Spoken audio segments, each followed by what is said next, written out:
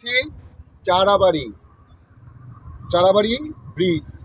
এটি সেই ব্রিজ যে ব্রিজটি সামনের গার্ডার ভেঙে গিয়েছিল। টাঙ্গাইল শহরের নেতা কর্মী, মানবিক, দয়ালু যে সমস্ত ব্যক্তিবর্গ আছেন, এমন কোনো ব্যক্তি নাই যে পশ্চিম অঞ্চলের মানুষের দুর্ভোগ লাঘবের জন্য তারা এইখানে এসে কষ্ট, মেহনত এবং দুটো ছবি খেঁচেননি। তার মানে ছবি খেঁচেছেন। সেই সব ব্যক্তিবর্গকে ধন্যবাদ জানাই। তাদের দিলের দয়া আরেকটু বাড়ুক, দিলে আরেকটু দয়া প্রতিষ্ঠা হোক, প্রাণ প্রকৃতি ভারসাম্য রক্ষায়। দাঁড়িয়ে আছি চারাবাড়ি ব্রিজ। এই যে নদী, ধলেশ্বরী নদী, এই নদীর পাশে দেখুন আরসিসি পিলার। জেলা প্রশাসন নাকি নির্দেশ দিয়েছিল, এডিসি রেভিনিউ দেখে গিয়েছিল, অপসারণ করার আদেশ হয়েছিল।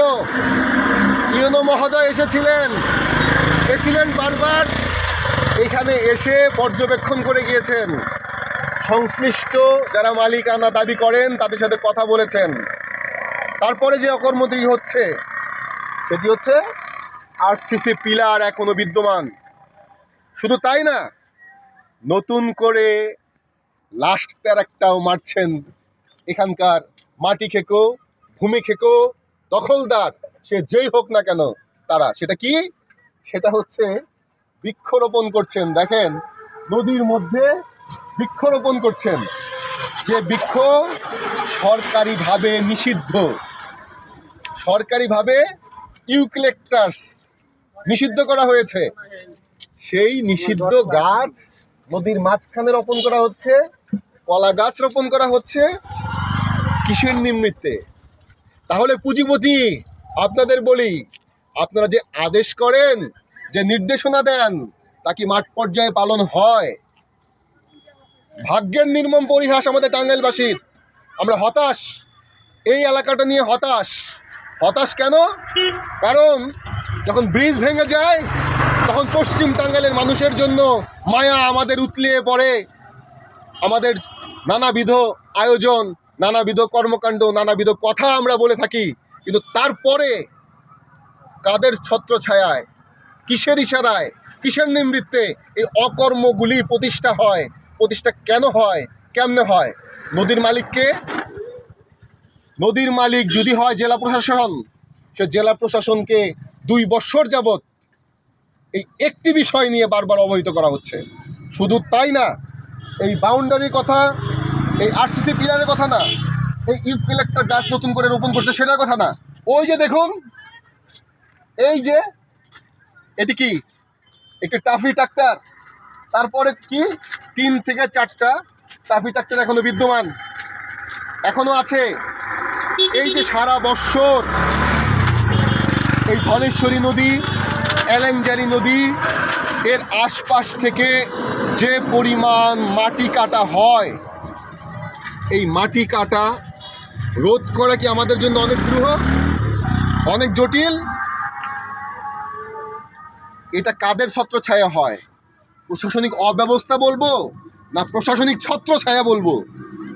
পূর্বের ন্যায় এবছরও তাই হচ্ছে, শুরু হয়ে গেল। আমরা প্রতিনিয়তই বলেই যাচ্ছি, আমরা বলেই যাব। আর যে অকর্ম করার, সে অকর্ম প্রতিষ্ঠা করবে তাদের মাধ্যমে। যদি প্রশাসনিক অব্যবস্থাপনা এবং ইন্ধন না থাকে, তাহলে দুর্বৃত্তচারীরা এখানে শত শত ট্রাক মাটি কাটতে পারে না। যদি প্রশাসনের ছত্রছায়া না থাকে, তাহলে এইভাবে নদীর মাঝখান দিয়ে পাইল প্রতিষ্ঠা হয় না। যদি প্রশাসনের ছত্রছায়া না থাকে, তাহলে এই নিষিদ্ধ ইউক্যালিপটাস গাছ নদীর মাঝখানে রোপণ হয় না।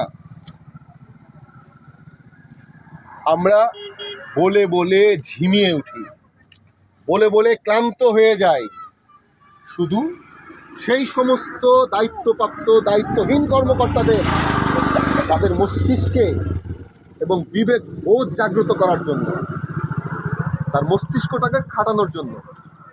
কারণ আপনারা আসেন টাঙ্গাইলে টাঙ্গাইলকে সুব্যবস্থাপনায় আনার জন্য।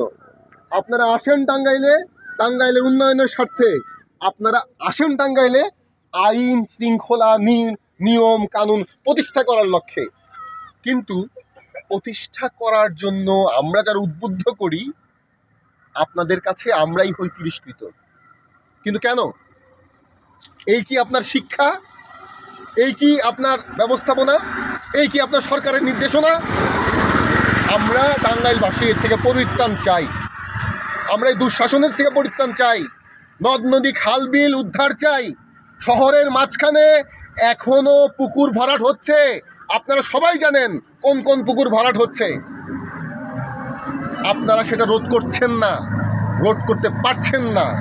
কেন? এই কেনর উত্তরটা কে দেবে? এই কেনের উত্তরটা আপনাদেরই দিতে হবে। আপনাদের কর্ম ফলের কারণে আমরা আমাদের পরিবেশের ভারসাম্য নষ্ট হয়ে যাবে। আপনাদের এই অব্যবস্থাপনার কারণে আমরা দুর্ব্যবস্থাপনার মধ্যে পড়ে যাব। সে মোটেই কাম্য নয়। গেছে বৎসর, সারাটা বৎসর এইটার কথা বলেছি, নদী, এই মাটি কাটা, এই ব্যবস্থাপনার কথা বলেছি। রোধ হয়নি। ফলশ্রুতিতে দুর্ভোগ হয়ে গিয়েছিল পশ্চিম টাঙ্গাইলে। এই চারাবাড়ি ব্রিজের গার্ডার ভেঙে বলেছিল। আপনারা প্রশাসনের সকল কর্মকর্তায় আপনারা অবগত, সকলেই জানেন। আবার এই বৎসর নতুন করে আবার মাটি কাটা শুরু হয়ে গেল। এসিলেন মহোদয়, আপনি শুধু খারিজ নিয়ে ব্যস্ত থাকেন না। অন্যান্য উপজেলায়ও এসিলেন্ট আছে, তারা তাদের দায়িত্ব পালন করে। ইউনো মহোদয়, আপনাদের সদয় অবগত করতে চাই। আপনার যে দায়িত্বটুকু, সেই দায়িত্বটুকুই আমরা চাই, এর বেশি আমরা চাই না। আমরা ভালোকে ভালো বলতে চাই, খারাপকে খারাপ বলতে চাই। আপনারা নিয়মের মধ্যে আমাদের পরিচালনা করলে আমরা অবশ্যই পরিচালিত হব। আমি রেভিনিউ মহোদয়কে একই কথা বলতে চাই। এই চারাবাড়ির এই দুর্ব্যবস্থাপনা আপনি অবহিত আছেন, কমপক্ষে 1000 বার অবহিত আছেন। ডিসি মহোদয় নির্দেশনা দিয়েছে, তাহলে সেই নির্দেশনা কি মৌখিক নির্দেশনা? মাঠ পর্যায়ে সেটা হবে না? কাজকর্মে বাস্তবায়ন হবে না?